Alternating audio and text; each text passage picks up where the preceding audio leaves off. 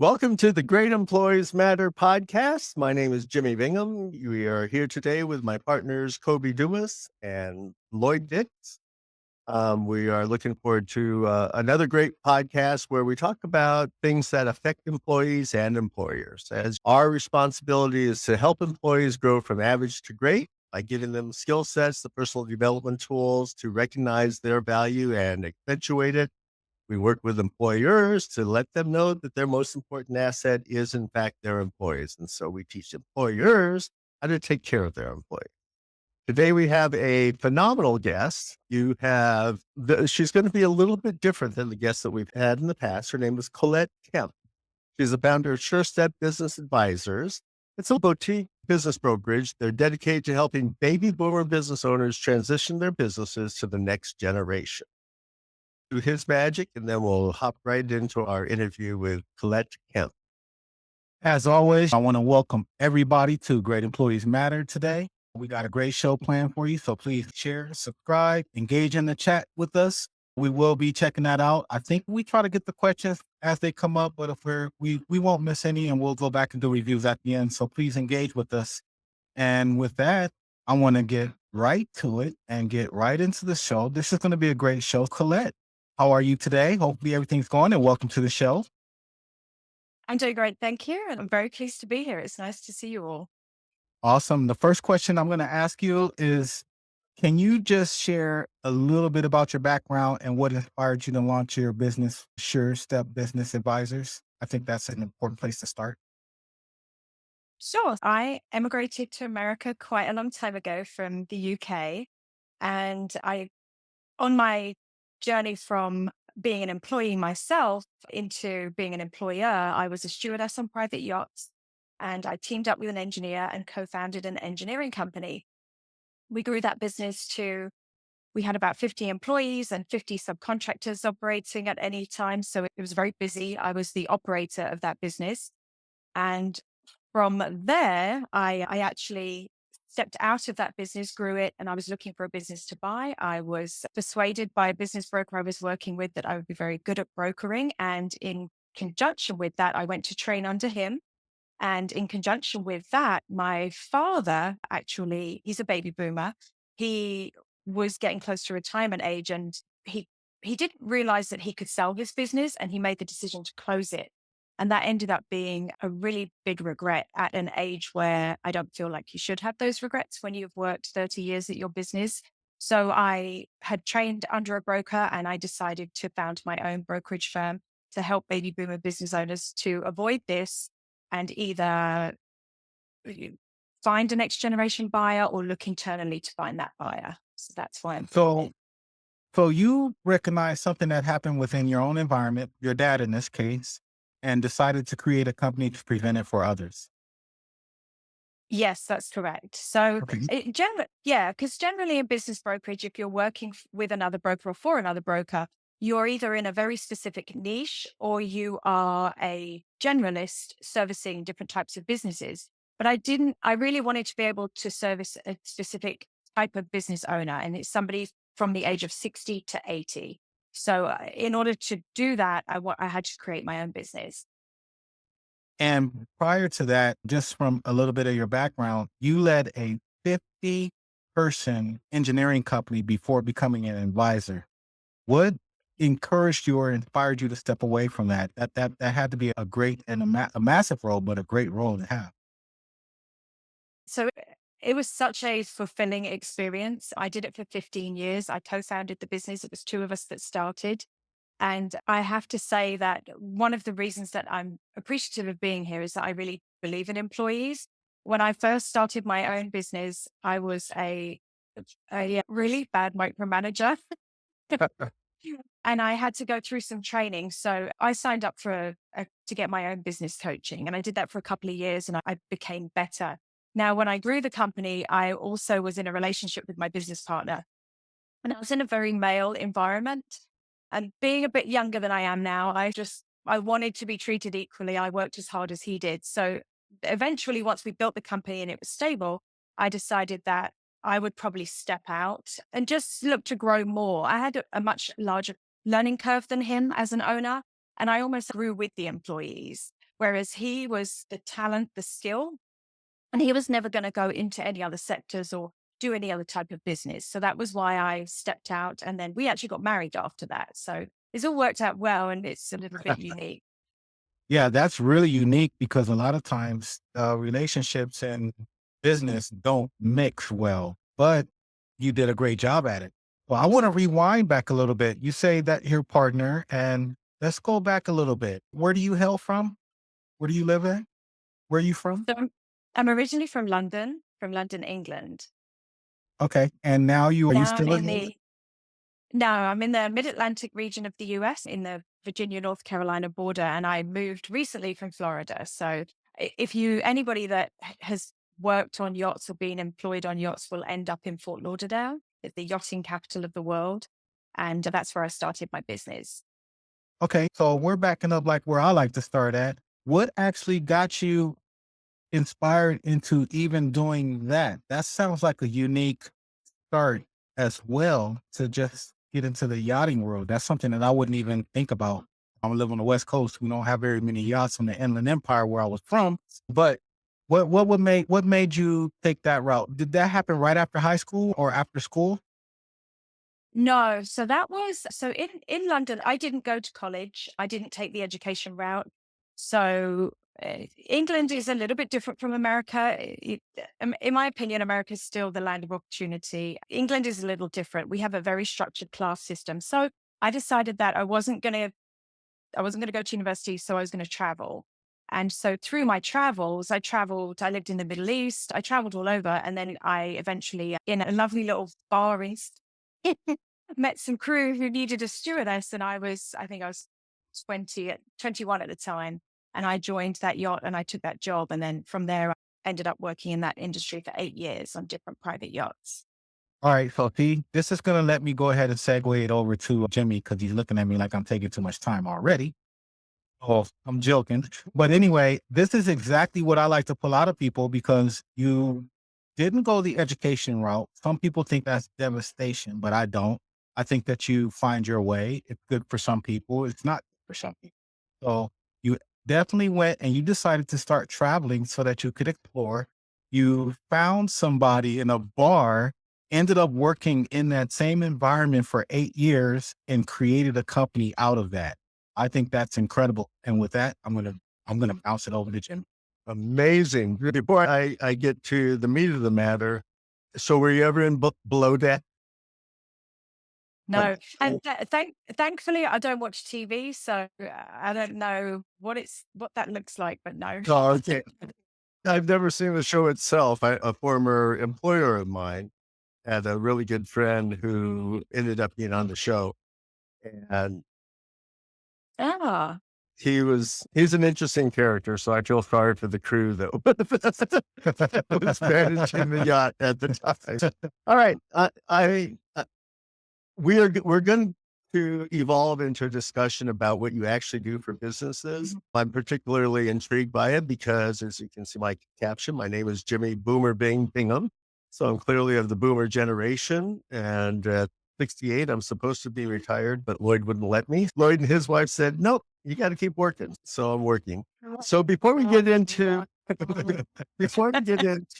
discussions about how you help businesses do their evaluation and really posture themselves so that they get the maximum that they can get. They make the right decisions about how they sell. They make a decision about whether they have a legacy that they're going to pass on to family or friends who are involved in the business, or if they're going to go sell it to their employees or create an ESOP type of situation, an employee stock option plan type of situation. And Lloyd will speak to that with you when we get to that point.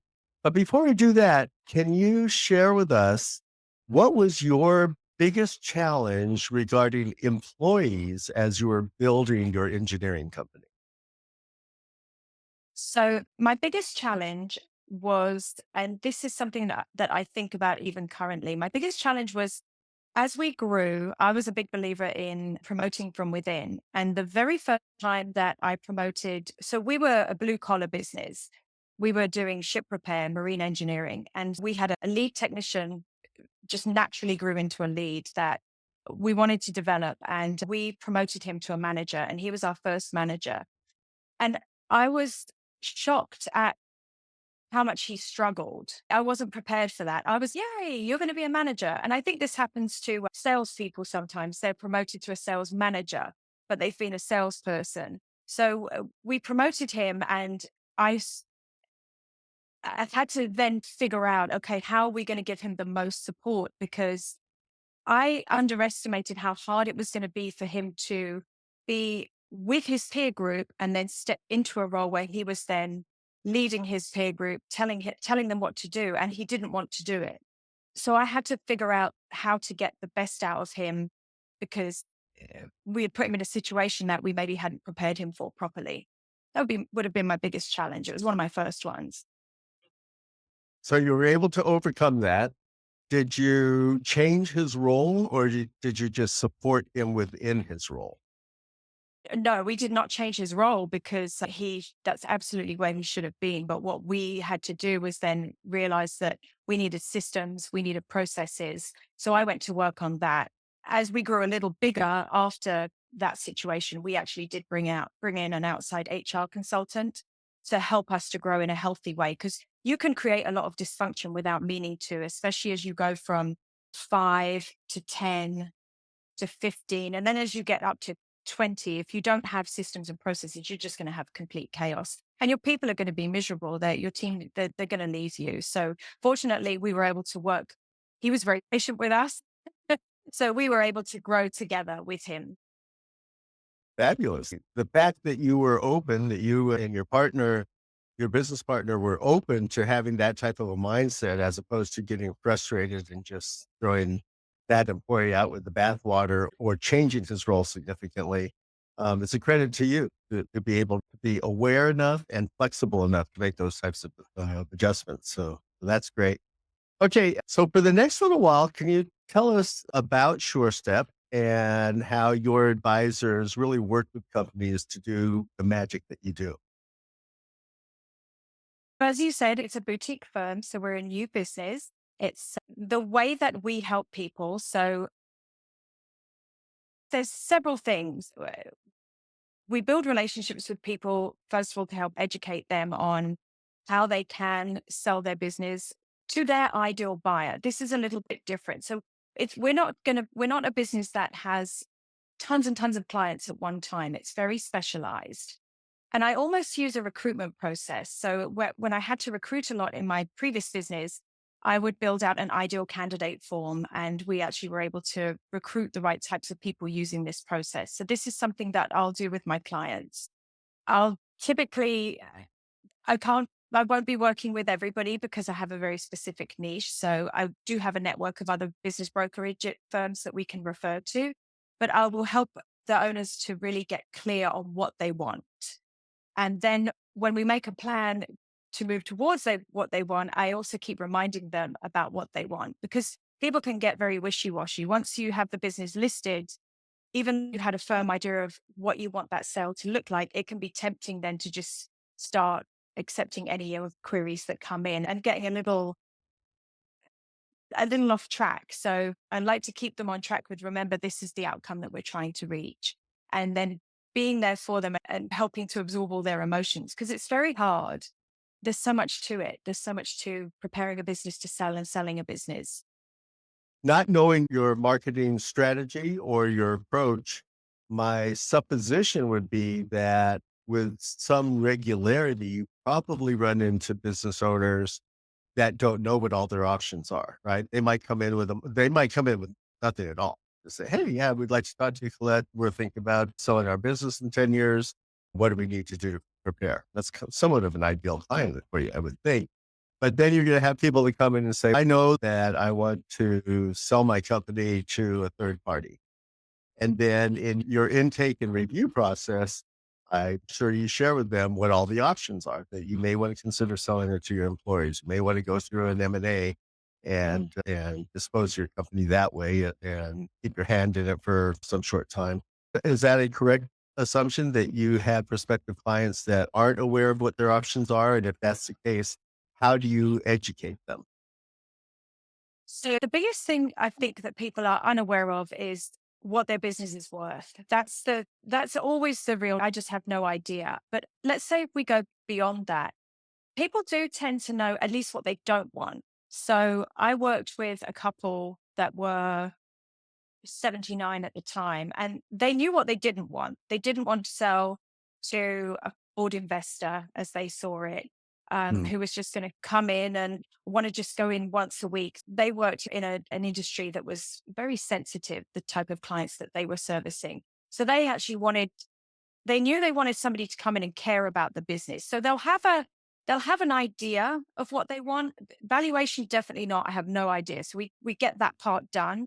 But usually because they know the business, they know their clients, they have a rough framework. I can just help to fill in I can almost fill in the gaps for them. If they don't want to sell to an investor, then I know that's private equity out.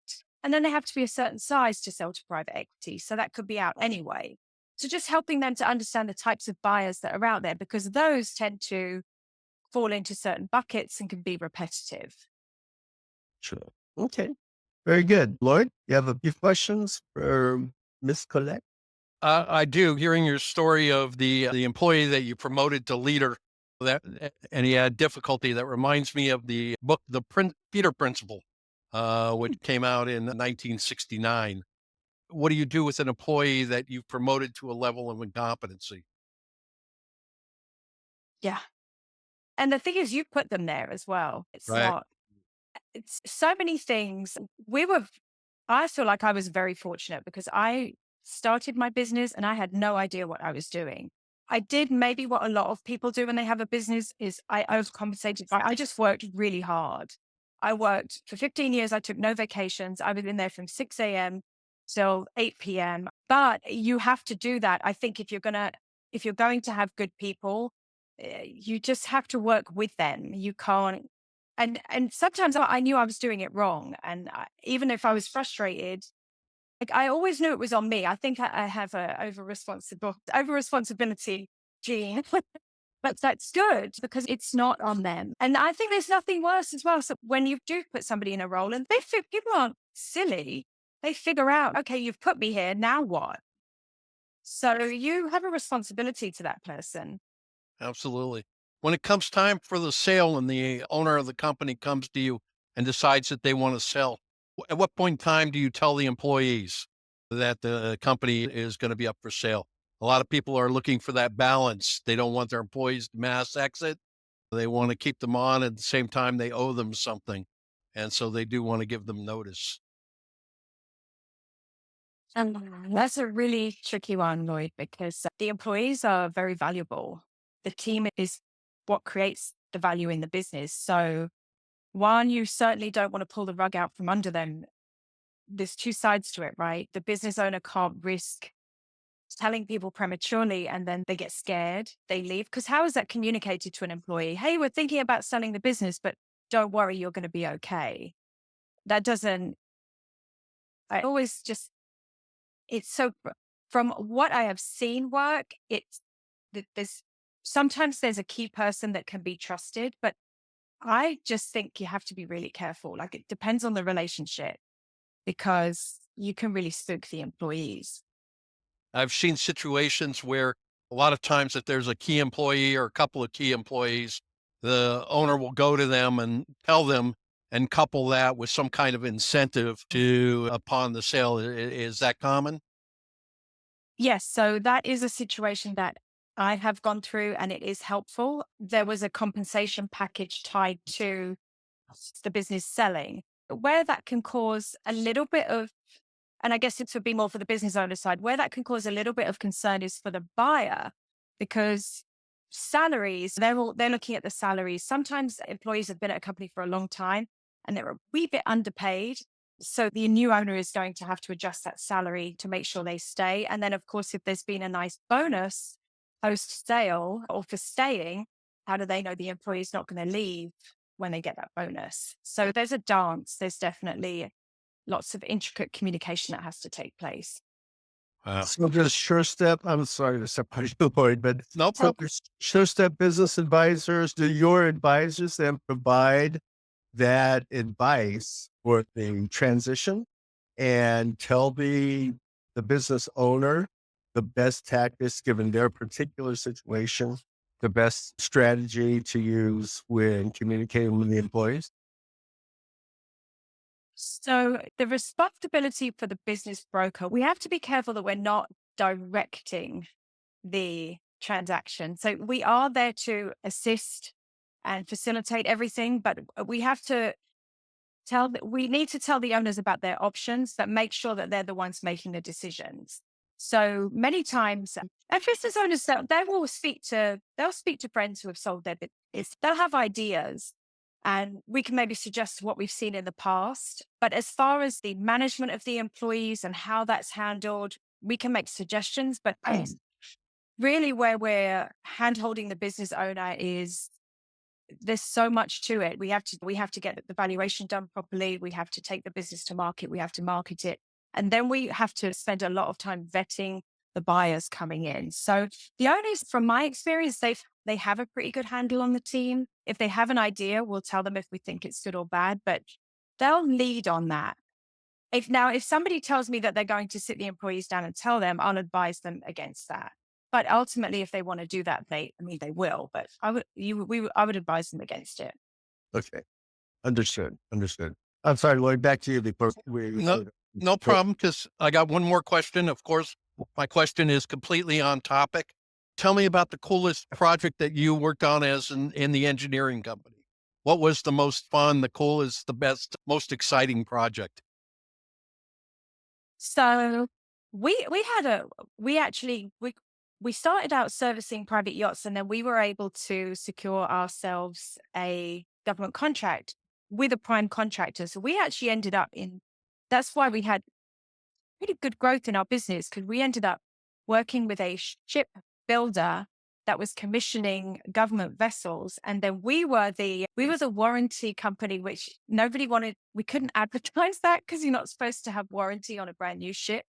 But we were the warranty company, and we would send teams to Puerto Rico, Miami, and actually all over the US to do these warranty or engineering change jobs. And it was pretty interesting because we were dealing with government. Both Jimmy and I come from sailing backgrounds. We refer to Oh. those large motorboats as stink potters. This- all they do is stink up the environment. Somebody once described the art of sailing as the fine art of going slowly, going nowhere, slowly, and at great expense. And I think that pretty well covers it. I'll turn it over to Jimmy or Kobe or whoever wants to take it at this point in time. And I'll come back to you and we'll talk about some other things. It's Kobe, yours. you want it? Yeah, I got quite a few questions. So, That's not allowed. yeah, so Just you throw them all out. look, well, me right in front of the bus, but I'm taking them anyways. Now, anyway, another question for you. What's the biggest mistake that you see business owners make when trying to transition? Something they don't realize until it's too late. Oh, okay. So there does come a point in time where it's too late to sell. And that's going to be the biggest mistake. And I've seen that on a handful of times. And that can be for different reasons. COVID was tough on some Mhm. businesses, and then some businesses had a boom. But COVID was tough because some of the people that were thinking about selling before COVID in 2019 went, oh no, I've just got to get through this. And they've come out the other side of COVID. And now, for whatever reason, it's probably too late for them to sell. I see a bit of that.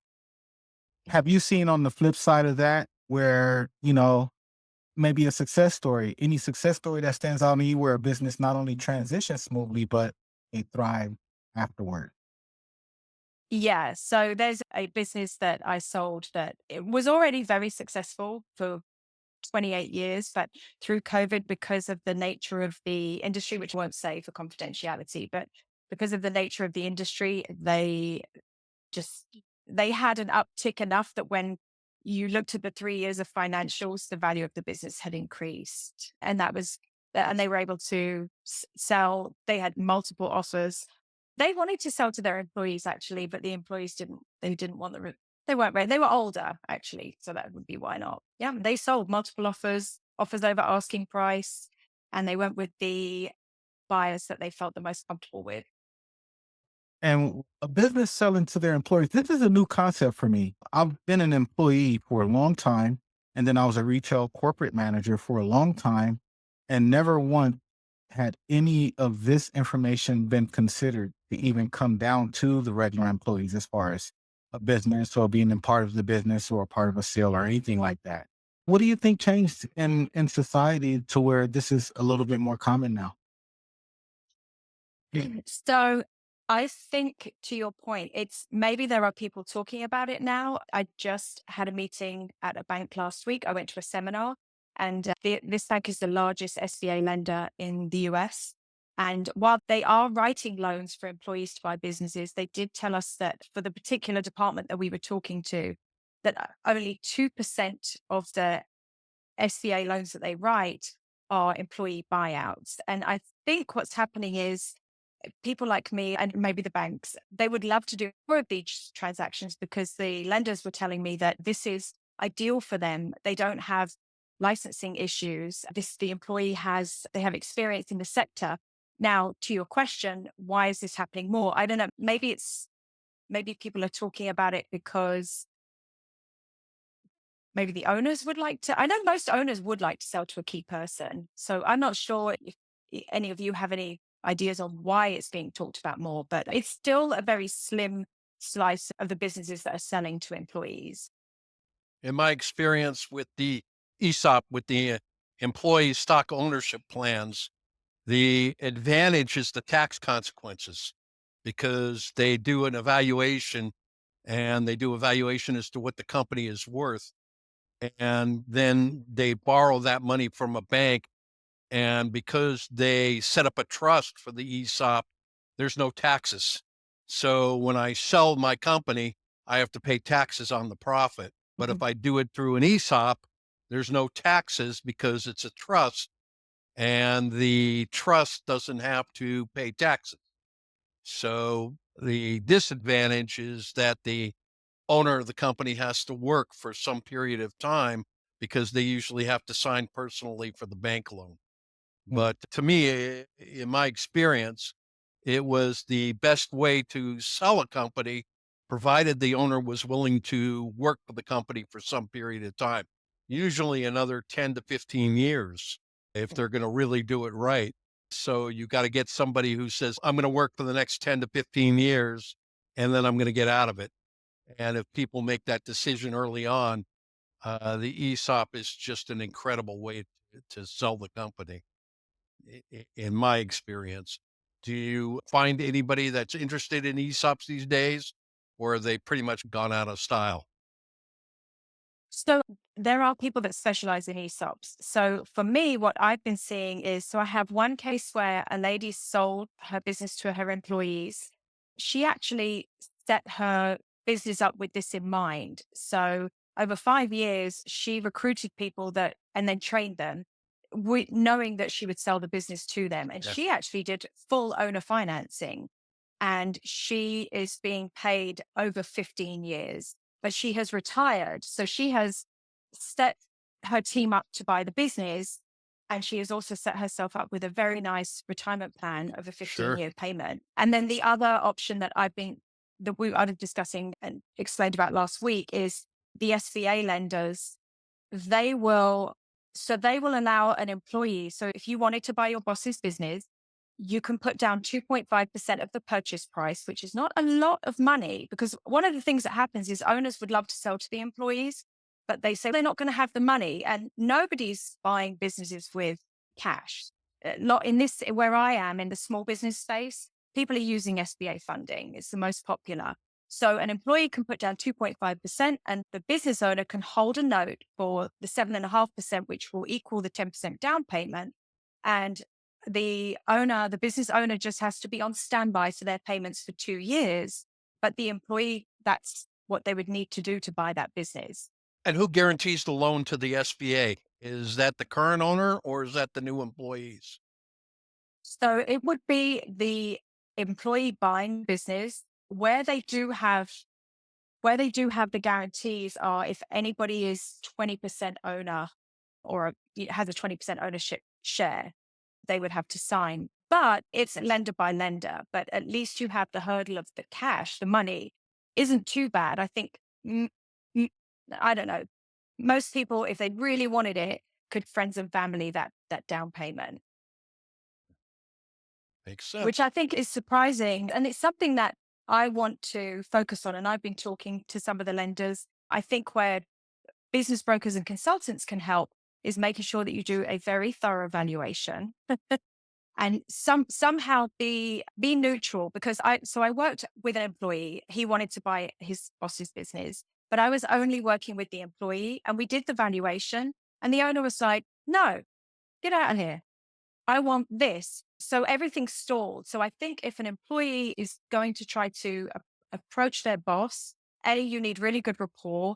And B, I think you need somebody neutral that can help to at least get the numbers figured out. So if anybody is out there thinking about that, it's just something to know. Man, that brings me to something that I was thinking about as you were talking. I was thinking like for employees listening, maybe mid-level managers or anybody for that matter, you're talking a little bit about it, but what kind of a mindset or preparation do they need before they become owners themselves? Because I would think that you have to have yourself and your stuff together first before even considering that, as you pointed out with the one guy saying, no, I don't want you doing it. Yeah. So this is one of the reasons that I was interested to speak with you guys, because just as I had explained to you when I first promoted my first person, I think that so if your employee may be a key person, right? So he's a manager, he's been managing people, but management isn't the same as leadership. So when you take over the owner role, you're going to be the leader, which even if your key employee is your general manager and he's running your whole business, he can still say, oh, that's above my pay grade. That's an owner decision. But when you step into that ownership role, you're going to be the bad guy for everything and the good guy. But it's a completely different, it's a mindset shift, which is what you're saying. So I think before you even, in conjunction with getting into the financials, let's say, and speaking to your boss and having that ongoing dialogue, the preparation would need to happen in the exact same way that you prepare somebody to be a manager, or in the exact same way you develop somebody in a role and you give them more skills and you do training. It's going to require something similar. Otherwise, you'll run the risk of, yes, somebody taking over the business, but what if they don't have, what if they're not ready for that responsibility and that leadership? Yeah. Thanks, Jimmy. I was going to ask that, look, what's your sweet spot? What is your ideal customer? What size of business? How many employees? If you had a steady stream of business, where would it be coming? My sweet spot is the business owner that's doing 1 to 5 million in revenue, profitable. And I have several industries that I work in, and those tend to be professional services. I like the funeral space. I like home health. Businesses that are, um, I I think because of my knowledge with hiring and how hard it is to hire good people, I can feel for those business owners, really service businesses. I want to point out, Jimmy, I love that question, but I want to point out just to add in, look at how you already know what your target audience is for your business, like precisely. There's a lot of people that operate out there that cannot tell you what their customer base is, and you nailed it. And I just wanted to point that out. Yeah, I think that's a good observation. And I'm going to interject a question. I was going to ask something different, but because you mentioned it, both Lloyd and I have family members that are in the home healthcare business. One of them, my contact, my niece and her husband are on the younger side of the spectrum. They're in their late 30s, early 40s. And Lloyd's contact is on the elder side. They're probably in their 50s and 60s. So I guess I just mentioned that because I would like to ask, in the case of my niece, when would you suggest that we refer her to you so that you can start planning their exit strategy? Because they're knowing that they're likely to be in the business for another 20 years. Should they start now? Should they wait until they're closer? Given your comment earlier about sometimes you can get committed as an employer or an owner that is transitioning, you may be committed to a contract for 10 to 15 years. So what would you recommend for them, especially if they're considering turning the company over to their employer? So what I would recommend is, and this is something that I never thought about when I had my engineering business, and now looking back, I'm like, it's shocking. I would recommend getting a valuation done, and I would recommend having a valuation done annually because we all go for health checkups. Nobody skips their annual health check, but people will literally wait till they are a year or two away from retirement and they'll get a valuation done on their business. And then they will find out A, how valuations are done, and B, that their business isn't worth as much as they thought. So if you start now, you can understand your value today, and then you can build value into your business when you have the actual figures in front of you and you see how businesses are valued. So that's what I would recommend for anybody out there that has a business that's more than 10 years old. Okay. And then my follow-up question to that is, what's your fee structure? It sounds like there's different levels, right? There's probably a fee structure for the evaluation itself. There's a fee structure for your service and packaging the sale. So what's your general fee structure? General fee structure says a fee for a general valuation, which would just be a range. It's kind of a quicker estimate that we can do. And then and it really depends on the business too, because what you have to think about, Jimmy, is a valuation for one business that has clean books, a good accountant, and a valuation for another business that everything's in a shoebox. They're going to be much more detailed. Do you have QuickBooks Online? Right. So there are ranges even in the pricing. So there is a lower fee that you can just get an estimate of where your business is at. Then there's a comprehensive detailed valuation. And then for the selling of the business, if somebody decides to list, that's a success fee. That actually is 12% of the sale. But we also have a self-service option, even for listing the business. And now with the services for having the employees buy the business, there's going to be different pricing too. So there's about 5 different price structures for different Okay. services. And do you offer books that you've authored that can teach someone how to go through the process, or do you offer seminars or anything else that people could participate in to learn more? Yes. So I've just started doing a weekly workshop online on Zoom. It's free every week on Thursday at 11 a.m. And it's an introduction to valuations and preparing to sell a business. And I'm in the process of writing a book. That's going to take a bit longer. Great. Those are both significant revenue streams and lead magnets, right? So I'm glad the answer to both of those was yes. Lloyd? Yeah. Yeah. Um, I just wanted to talk to you a little bit more about people that buy a business and then the first thing they do is change everything about it. Most notably restaurants. I've seen where somebody will come in and buy a very successful restaurant and then pay top value for it and then completely change the menu and fire all the people that everybody got used to that was in that. Do you counsel people on making changes or what kind of changes that they should make once they buy a business? I don't tend to counsel the buy side. I will help the buyers to get through the transaction. So typically I'll be working for the business owner, the seller.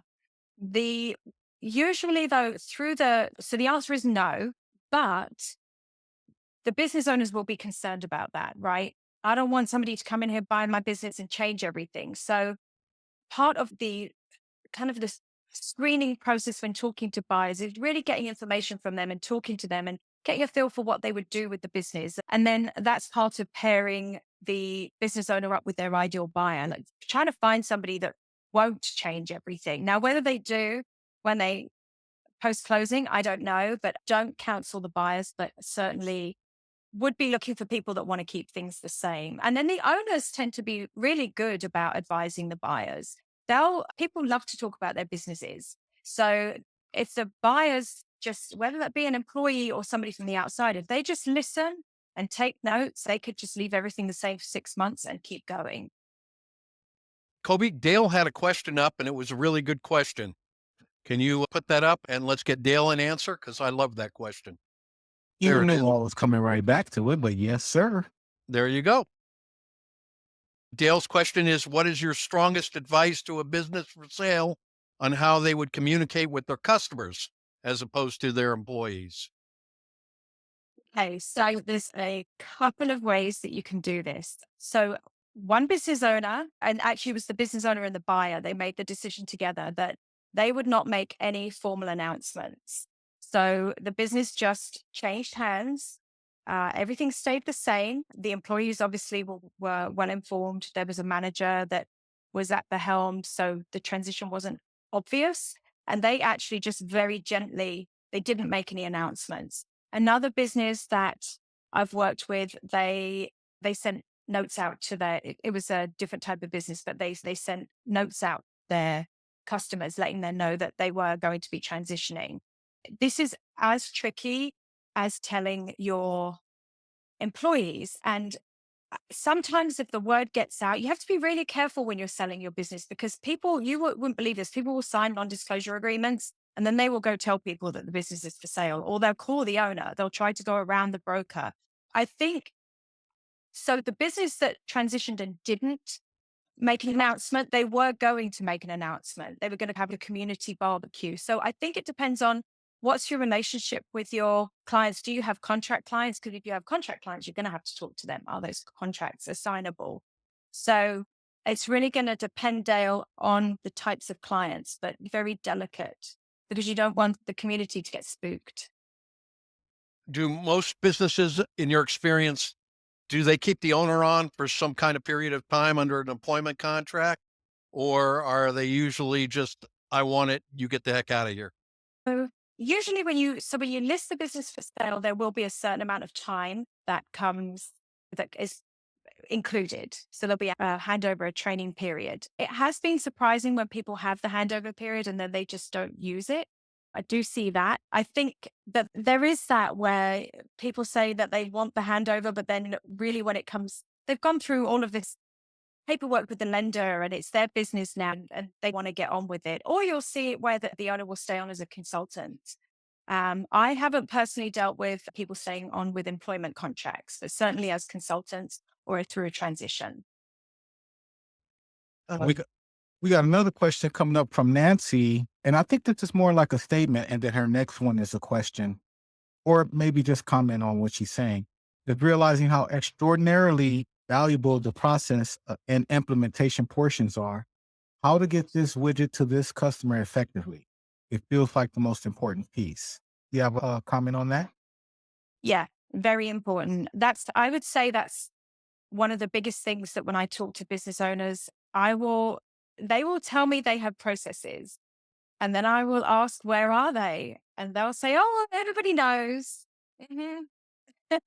So and then we have to have lots of difficult conversations with owners, respectful, difficult conversations. You then have to point out to them, but they're in everybody's head. So yes, if your processes and your procedures are written down, that adds value. That's going to make your business more valuable and it's going to make it more sellable.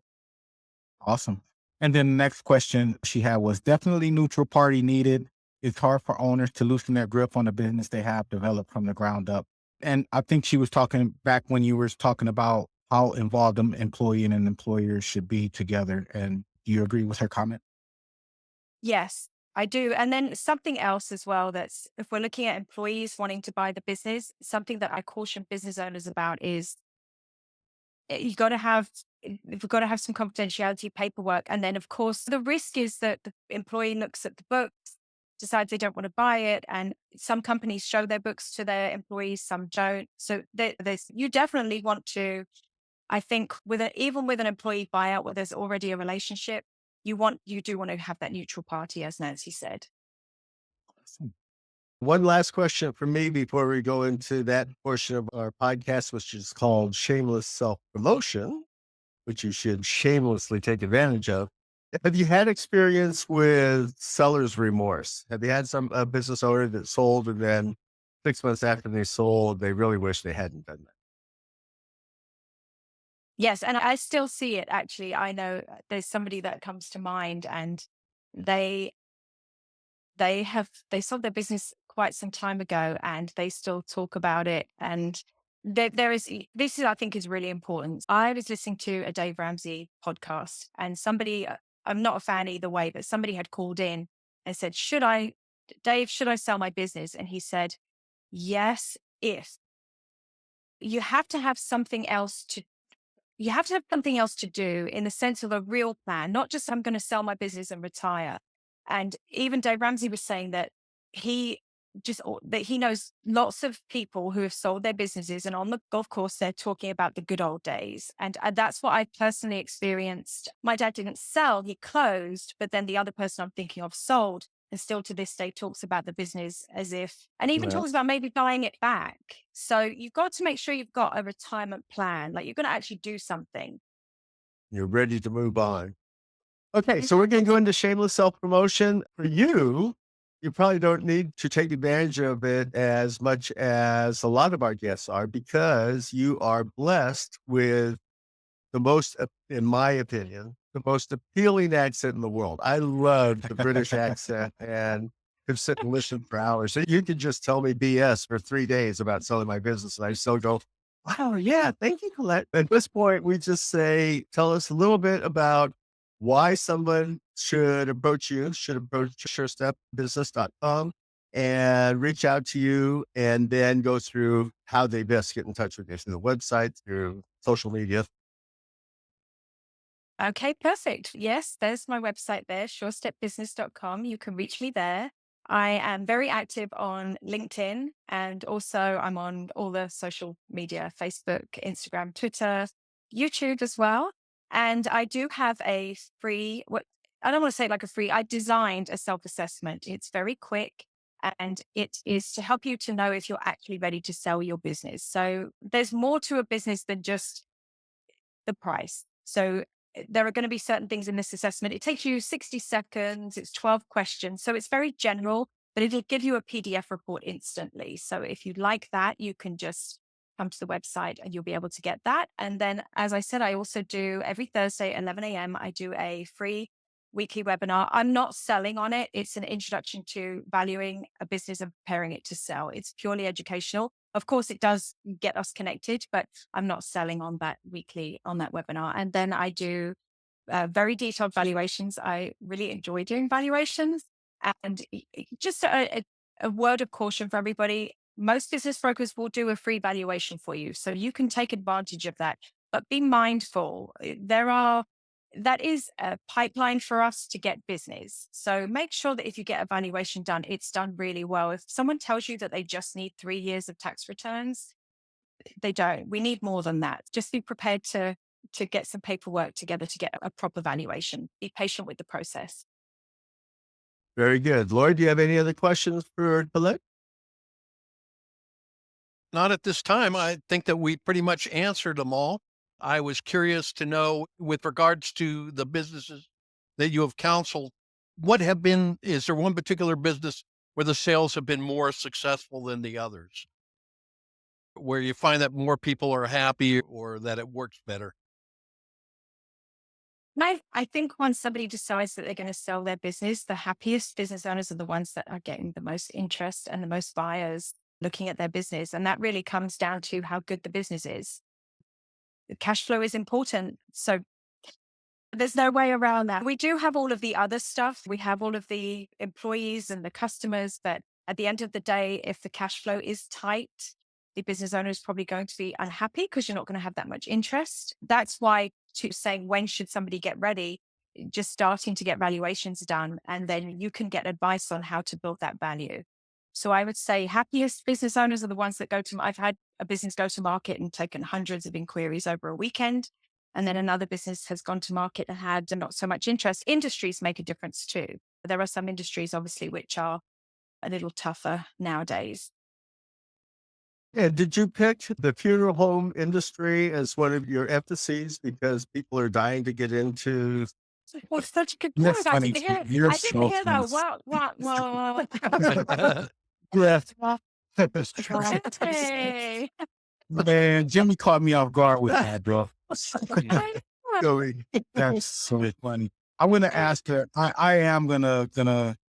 You just made me forget everything that I was just gonna ask. Well, But I'm going to start with, is there a final message of encouragement you'd like to leave with our listeners, whether they're business owners, future buyers, or thinking about the next chapter?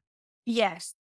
I would love to leave the word of encouragement. Look at your team, see if you can develop them. I'm the lady that I mentioned to you that sold her business to her employees. I'm not saying if you mention to a business broker that someone 100% seller finance, they're going to say no. But this lady is very happy, but she prepared for it. And she's really close to her team. Just think, look internally, especially if you have time.